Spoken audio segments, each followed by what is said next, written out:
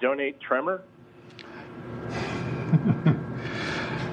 Well, they might make that agreement. I'm sure they would request something in trade. I don't know, at least an opportunity to go see where Tremor's new home would actually be. I think there's a lot of Tremors out there as well at this point, and so I think that it could be that the marketplace is saturated with Tremors. As far as what I'd like to see donated, I still think there's an opportunity for the history to play out and this capsule to still end up in the Smithsonian. It can be used and reused and then find that permanent home. SpaceX has done a wonderful job. If you ever visited or seen pictures inside the facility there in Hawthorne, they do have hardware that they've flown or hardware that they've tested and managed to put on public display.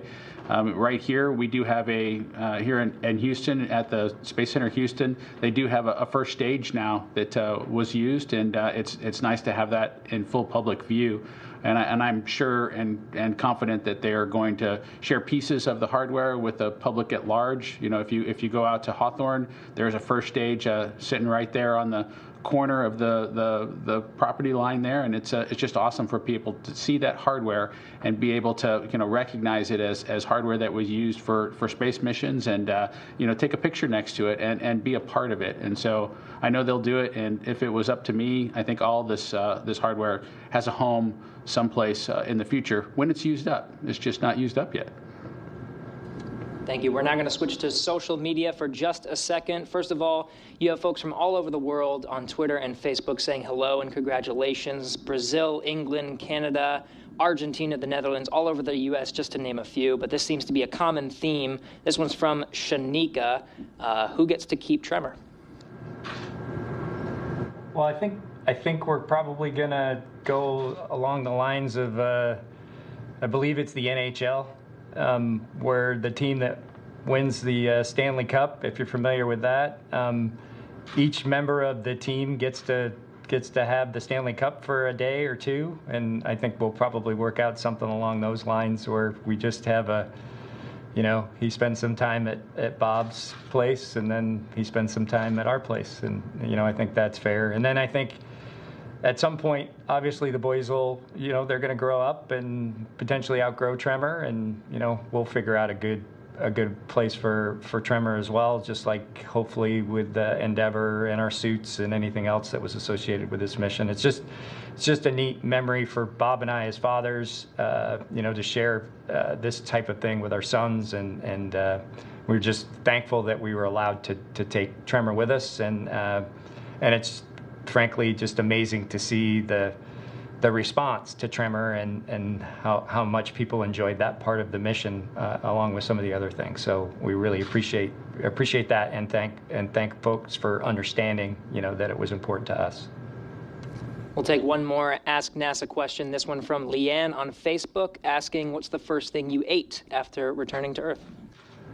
I think for both of us, the first thing we ate was the pizza that they had available on the jet that brought us back into Houston. So we had a good pizza. We've done a lot of travel on the aircraft operation folks here at Johnson Space Center's aircraft over the last 20 years, frankly, whether it was T-38s or as we responded to COVID and used the larger airplanes to help us get from place to place from a training perspective. And they always have a good plan for taking care of the crews that are on board. And our landing day was no different than the other days. They had us all hooked up and set up, and the pizza was waiting when we made it on board.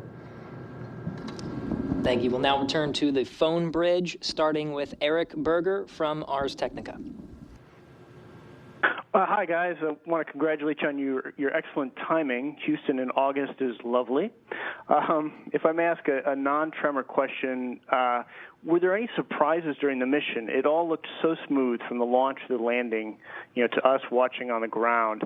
And was it really that perfect? Like, did the vehicle perform that well, or was there anything that happened, like maybe you went in a capsule on orbit and there was a funny odor, or something that alarmed you during the 2 months you were up there, or was it all just that smooth? Thank you. Yeah, frankly, the DM2 mission part of it, as well as the docked ISS mission that we participated in, Expedition 63, but certainly the DM2 mission, I personally expected there to be more, certainly not issues with the vehicle, but some challenges or some things that were maybe not quite what we expected. I mean, even on our shuttle flights, we had things that happened on both of mine, and I know, Bob and I have talked a lot about his missions as well. There were things that happened that were right out of a simulator event and something that you certainly wouldn't have expected in a real flight. But my credit once again is to the folks at SpaceX, the production folks, the people that put Endeavour together, and then certainly our training folks. The mission went just like the simulators, and I'm honestly, from start to finish, all the way, there was really no surprises. And I think for me personally, I expected the entry to diverge somewhat by what we saw in the simulator. And what I mean by that is, as a capsule gets into the thicker air of the atmosphere, so somewhere around 20K down to maybe 10K, just prior to the drogues with Dragon, I expected there to be some divergence in attitude control, because it's a real tough problem for the ship as it gets into the thicker air to maintain perfect attitude and control. And at some point, and then the design of this vehicle is for the drogues to come out potentially a little bit earlier than they normally would come out to kind of right the vehicle. I fully expected that to happen, and it did not. The vehicle was rock solid right up until the nominal drogue deploy altitude, and as Bob described, you could feel it. You knew exactly. You felt the decel. You knew the drogues both worked. And then it was the same with the mains. We felt the different stages of disreef, and right to the impact in the water, it was, we kind of had a feeling it would be not as much as a Soyuz landing as it was described to us, but it was going to be a pretty firm splashdown. And then, how we bobbed in the water, and how the vehicle sat in the water. So my compliments to SpaceX and the commercial crew program. The vehicle performed exactly how it was supposed to, and you feel really good about Crew 1 and what they should expect and what they should see when they fly their mission. Next is Chris Davenport from the Washington Post. Oh, hey guys, welcome back. Good to see you. Two quick ones. Just looking for maybe, Bob, a description of what it was like inside Dragon when the heat was building, that plasma was building. Were you cool? What the view was like? And then maybe, Doug, if you could talk about how many calls you made on the sat phone and who you called. Thanks. Bye. As we came through the atmosphere, I think we had a pretty good view out the window until the G's started building. At least for me, my focus kind of shifted towards the display content, and the windows are down by our feet, and so being able to look at those requires kind of head motion and pushing your body around, and so just didn't seem like the smartest thing to do, as the vehicle was maneuvering and starting to put G's on, to be turning our heads and trying to move around in the seats. At that point, we were trying to make sure that we were good and strapped in. I do feel like I felt some warming of the capsule on the inside. And so the real notice was that when I did get a chance, once the G's had come down, to look out those windows again, they were obscured, as Doug described earlier. And so we kind of saw the clouds racing by, and then the G load started to build up.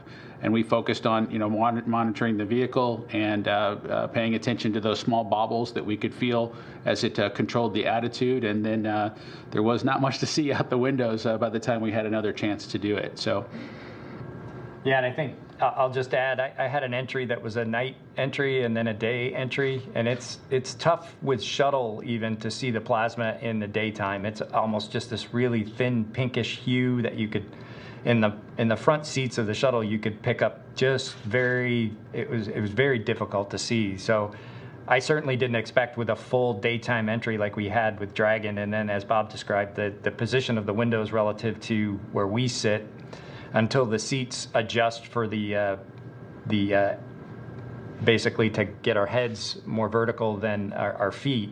After we're under parachutes, you really have to work pretty hard to just see out the windows. And as far as the sat phone, that probably was a pretty funny to hear that you have astronauts calling whoever we can call. But there was a real reason for it.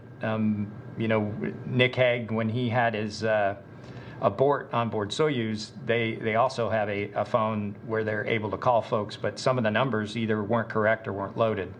And as I think most people know in this day and age, we know very few phone numbers by heart like we used to know many years ago. And so we wanted to get a test objective out of the way, which was to call the core station at Hawthorne.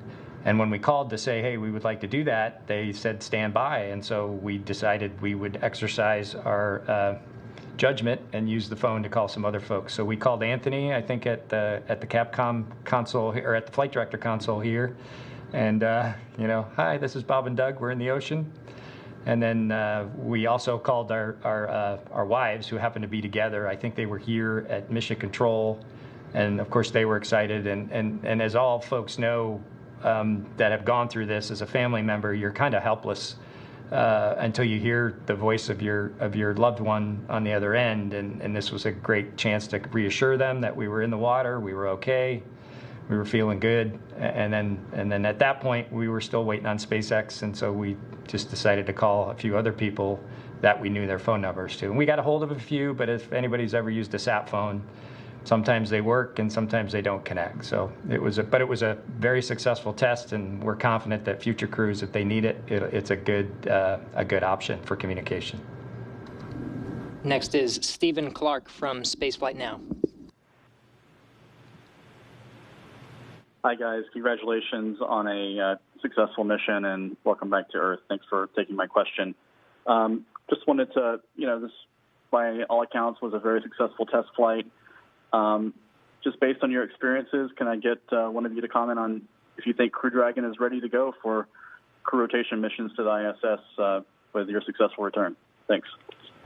I think both of us are in agreement, no questions, that the Crew Dragon, once they finish the certification process, they do need to look at the data from our entry. It's not just the end users' anecdotes of how well it performed. They will do a very thorough review, both on the SpaceX side and the NASA side, to make sure that they're comfortable. But from a crew perspective, I think that it's definitely ready to go. There are things that can be improved, just like even with the final flight of the space shuttle. I know Doug will tell you that there are things that could have been improved or would have been improved if we flew 136. And so there'll be some things that we'll have some ideas about how we could make better to make things a little bit more comfortable or a little bit more efficient inside the vehicle for those crews. But from a crew perspective, I think we're perfectly comfortable saying that Crew 1 is ready when they finish the engineering and analysis associated with certification.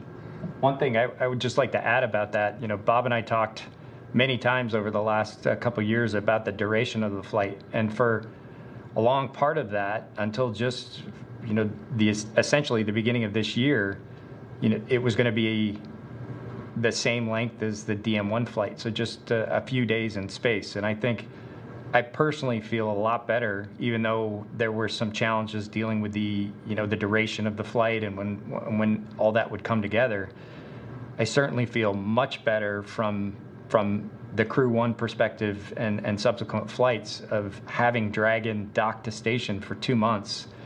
It is a much better outcome for me than if we'd have just been up there a few days. If you're asking the Crew 1 folks to be up there for a full-up 6-month-ish type duration, I think they should have a lot more confidence that the vehicle does fine in the quiescent mode, docked to station, and there wasn't anything that maybe wouldn't have been uncovered had we just been up there for just a few days. So I thought that was a much better outcome. We have Gina Sinceri from ABC News. What mission would be on the books for you both next? What would you like to do? At least for me, I think in the short term is I transitioned to a support role. As you know, my wife is assigned to a SpaceX mission, and we have a young son. And so I'll definitely be focused on making sure that her mission's as successful as possible and supporting her just as she did for me over the last 5 years with the uncertainty in our launch dates and our uncertainty in our return dates. It's definitely her turn to focus on getting her mission accomplished while I take care of the things that need to be taken care of for our home life. Next is Elizabeth Howell from Space.com. Welcome home, and I wanted to know what kind of lessons learned or kind of advice that you would be giving to the Crew 1 when they get ready to go.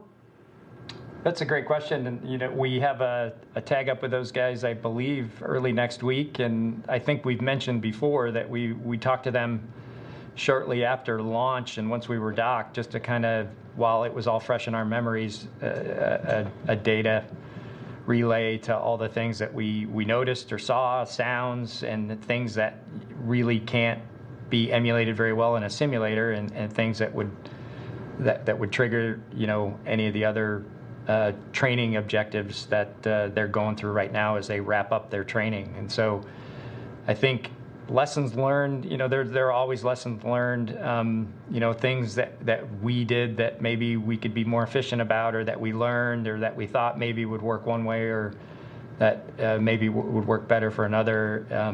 But generally speaking, I think it's more just relaying the experience and what we did in those particular situations, and also trying to at least imagine what it would have been like to have 4 people in the vehicle rather than 2. We did some docked operation evaluations with 4 people, and we had Anatoly and Chris act as the other 2 crew members, and their vast experience in flying Soyuz and spaceflight in general. They had some great suggestions, and we at the time passed those things on in the debrief, and we'll definitely talk to the Crew 1 folks about that as well. But yeah, there's a very formal process and then an informal process, and we'll just try to pass on everything that we learned and what we think might work the best with a crew of 4. We have Joey Roulette from Reuters. Thanks for doing this. And Bob, I really appreciated that description of descending in Crew Dragon you gave earlier in the call. And I was wondering, do you think there's anything SpaceX can or should do to make Crew Dragon's descent calmer, or is that the way it should be, and is that what you expected? Thanks. I think from a crew perspective, really what's important is that you understand the events that the vehicle is going to go through and know what to expect. And so the thing that I found most valuable, having gone through that experience, was something that the launch team put together for us, pulled together some ascent video from both Demo 1 and the abort test that they performed to show what the sounds in Dragon were synced up with the video feed. And so being able to watch that and hear the sounds and see what they corresponded to on the video from the outside tracking cameras that were in place was just invaluable from my perspective, and really understanding what the vehicle was going to be going through and be comfortable as we went through it and monitor it appropriately. And so both Doug and I had confidence, like we described earlier, that the drogues had come out and that the reefing had happened according to schedule, just based on being able to watch that video and hear the sounds and have it all synced up. We just knew what to expect. This maybe sounds a little bit boring, and I'm going to get probably some flack from talking about movie cliches again, but there's a movie, Groundhog Day, where they're sequencing through and everything is predictable. And for dynamic events like a space flight, for ascent and for entry, it really is invaluable as you try to control your body and come through that environment, whether it's a G-loading or it's the dynamics of a pitch, yaw, and roll, moving you around inside the vehicle. Knowing what to expect really sets you up for success to work your way through it and do anything that you might need to do in those dynamic situations. And I think that video that the SpaceX team put together was just wonderful, and I watched it again on orbit and before we came home, and I know that'll be in our list of things that we recommend to the Crew 1 guys if they haven't already watched it, that's something that they should kind of commit to memory and consider even having available on orbit. Next is Morgan McFall from Business Insider. Hi, Bob and Doug. Welcome home, and thanks so much for taking my question. I'm wondering what you would most like to see for the partnership between NASA and SpaceX going forward, and what are you most excited about in this new era of human spaceflight? Thank you. Well, it's neat to see SpaceX is in the competition to build the lunar lander with 2 other companies. And we've had, as an agency, we've had a wonderful partnership with SpaceX, from commercial cargo to commercial crew, and they just continue to work towards the goal of getting humanity out into the cosmos. And it's been a great relationship. It's been very beneficial for both SpaceX and for NASA. And this, once again, the success of DM2 proves that it should be something that we should continue. And I'm excited to see that happen. It was a lot of work to get from where we started 5 years ago to now, but it's just, they're a wonderful company to work with, and they have some incredibly talented people, and I think there's plenty to come from the relationship that NASA and SpaceX have. You know, from my perspective, it really is critical that we continue to try to build on that relationship that Doug's referred to. You know, it won't be appropriate if we take the next step, which is to restart with a different NASA team and a different SpaceX team. We really need to leverage those relationships and continue with all the, the 5 years of experience that we have of figuring out the things that NASA can best share with SpaceX to make them as successful as quickly as possible. And, that applies to all the partnerships that NASA sets up, is figuring out the best way to communicate and share information is how we're going to all cooperate to get to our end objective. And so I just am really excited as we go forward that the relationships and the work that's the groundwork that's in place is going to be leveraged to accomplish even more great things in the future. We'll take one from Mark Carreau from Aviation Week. Wondering what the primary question you're getting from your astronaut colleagues is and what you're telling them about the experience. Actually, we haven't had a ton of interaction with anybody, given that, when you get back from space, you have a pretty compromised immune system to some degree, so we're taking every precaution that we can to try to stay away from most folks, although there is a lot of medical testing and rehabilitation that's going on, but there'll be time to do debriefs. And I think, as I mentioned before, certainly with the Crew 1 folks coming up here pretty shortly. But yeah, we haven't seen a lot of them because, we're just in the stage of the pandemic where we're still, I think, even the folks that haven't gone to space are trying to distance and wear masks and those kinds of things. But we definitely know that there are a lot of questions. We've certainly gotten a lot of texts and emails, and hopefully we can describe everything from memory that is pertinent. And as Bob said, SpaceX will certainly have a synced up video with audio for our ascent as well as our entry that will be passed on for multiple crews for them to use. Yeah, I would say we're still in the phase where all of our astronaut colleagues aren't asking us for information. They know now is not the time for that. They're asking us, do we need anything? Are our families well taken care of? Are we in good shape? And so that's their primary focus right now, is taking care of the team, which is the astronaut office. And so all the well wishes that come in are, do you need anything? Is there, don't climb a ladder, I'll change the light at your house, all those sorts of things. And it's just been wonderful how many folks have reached out to try to, make sure that we're well taken care of after the mission that we just went through. And it's like that for every mission when crews come back.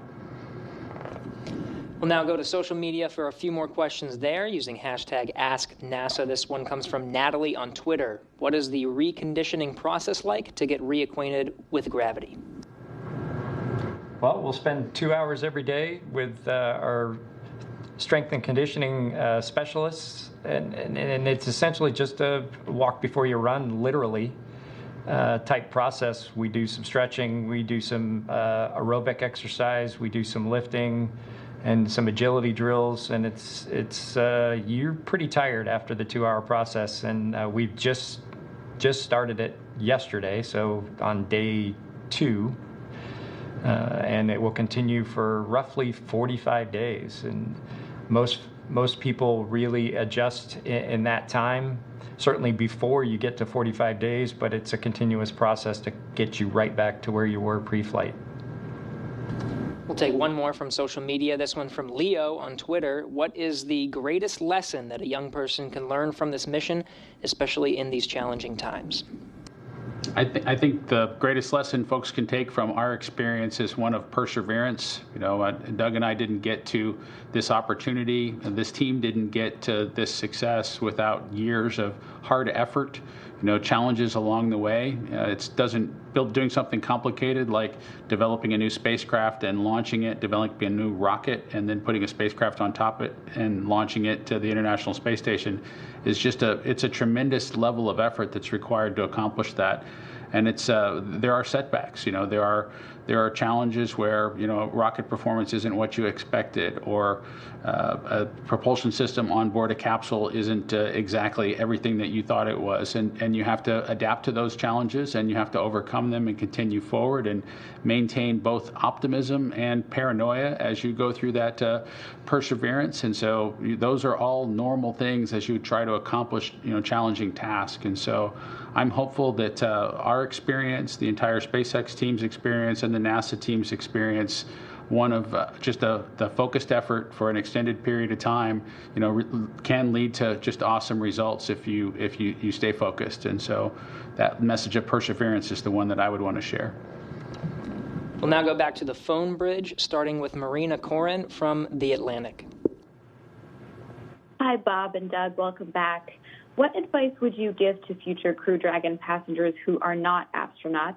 And a quick second question. You've been close friends for years. Did your friendship survive this historic experience? All right. What advice would we give the non-professional astronaut when they're flying on Crew Dragon? Purely that SpaceX and NASA collaborated to build a tremendous vehicle that is very capable of the mission to go to and from low Earth orbit safely. It's a comfortable vehicle. There are things that are just an aspect of flying in space that I think most folks don't quite realize or understand. There are times when it's uncomfortable. There are times when of course you can't take a shower. Going to the bathroom is a challenge, but I think in general, it's an outstanding vehicle, and they should be excited to fly on board to get that experience if they're lucky enough to do it. And I think as far as our friendship, it certainly survived. If anything, it just got stronger. Being part of a crew with Chris and Anatoly and Yvonne, it was just neat to see the team developed. As Bob had mentioned before, and I'm sure I did too, we've known Chris for a long time. I flew with Chris on our first flight together, and it just was really neat to see the Expedition 63 crew develop and work through the last few months, and it was very, very rewarding. And I think for me personally, I didn't appreciate that aspect of it as much, going into the flight, because I think, our huge concern and challenge was making sure DM2 flew the way it ended up flying successfully. And so it was neat, and it just was such a huge advantage, I think, for Bob and I, that we are close friends, that just the crew coordination part of it and Flying Dragon was almost via telepathy sometimes. We didn't even have to say anything, whether we were pointing at something or if we just, at that particular moment, looking at that part of a display, because that's what we knew would be the thing that was most important. And I just think that, I know that doesn't necessarily always go into the selection process, but I think, in this case, when we were selected to fly this mission together, it certainly gave us a distinct advantage over some crews, and it was certainly very much appreciated by me. Just as Doug said, being able to add Chris to our friendship and Anatoly and Yvonne is really how Expedition 63 worked out. It was us focused on the mission, and Chris, as the commander of the space station, being able to shift into the support role when it came time for us to get docked, and then us to shift into our support roles once we were on board the space station. Of course, the spacewalk activities have various sync points where the leadership moves around, and we were able to do that very seamlessly. And part of that is, related to just how close and how strong our friendships were kind of across the board. And of course, when we came to the end of the mission and it was time to undock, Chris jumped back into that support role again and helped us with the cargo transfer that we needed to put in place, some of the powered payload activities. We just, it was all very seamless. Folks understood what their responsibilities were, and we were able to, cooperate and work together to make it all happen and get the mission done. And so I would say, our friendship is stronger, and we added some folks to our circle as well. Next is Mary Liz Bender from Cosmic Perspective. Welcome home, Bob and Doug. I want to first thank you for sharing that wisdom on Perseverance. You shared a lot of stunning images of Earth while you were on the station, and I really enjoyed the perspective you gave with the captions that you used. And I just wanted to ask, what compelled you to share so much, and what was your favorite location or feature to photograph? Well, I think we can both answer that one. For me, I just, every time you look out the window of the space station, and certainly we didn't get the opportunity that I thought we were going to get, based on the description of previous crew members. Our time was used up a lot to make up for the fact that, we were down to 3 crew members on the space station prior to us getting there. And I think, and rightly so, the International Space Station program needed us to get to work right off the bat. But the time that we did get to do that, the perspective that you have from low Earth orbit of our planet is just one of just complete awe of, first of all, how beautiful the planet is, and that there are no borders that you can see from space, that the atmosphere is so thin, and then literally every time you look out the window, you see something different and even more beautiful than the last thing you saw the last time you looked out the window, and it's always different. And maybe more so this year than in past years that astronauts have taken photographs out the window. The country, the United States, and the world has been dealing with so much chaos and drama and the pandemic and all the things that have been going on in the world. And if it were me, it would make me feel better to see these pictures from space. And so I think we just felt like it was a way to maybe have folks maybe have a distraction for a while, and also to appreciate the planet that we've been given. It's unique in that standpoint, and it's just beautiful to look at. I personally feel it's our obligation to share what we see, because not everybody is going to get to go to space, and to just bring as much of the experience to everybody back on Earth is something I thought was very, very important. I think for both of us, we didn't expect to have a longer duration mission. We expected to have just a few short days, which would have really limited our opportunity to share the station life aspects or the things that you can see from low Earth orbit or from the space station with folks. And when we got the opportunity for a longer mission, I think we both wanted to take advantage of that. I think the Earth below us is a wonderful view, just some amazing things to see. I'm a little bit, I'm a physics trained engineer background sort of a thing, and so I was really interested in the things that were examples of science or engineering or just physics below us or above us that was happening. And so whether it was light shimmering across the ocean's surface, or it was sunrises or sunset, and trying to figure out how to get a photo and share that so that somebody else could have the same wonder that we have when we get a chance to see it ourselves was what was really important to me.